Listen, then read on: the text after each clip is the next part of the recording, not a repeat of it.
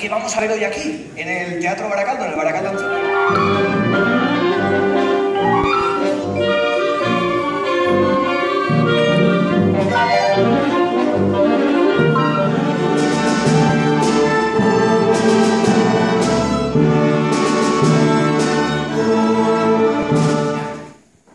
¿Quién puede soportar tanto?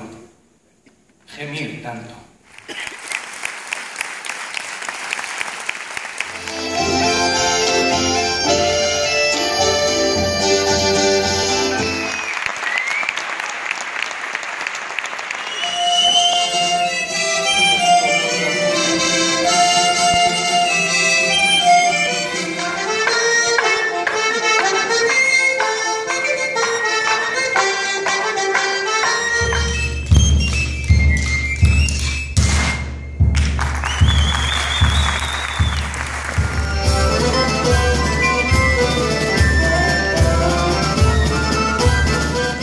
En el comienzo de la proyección de imágenes que hemos podido ver esta tarde estaba la fachada del viejo teatro de Baracaldo, inaugurado en los años 30.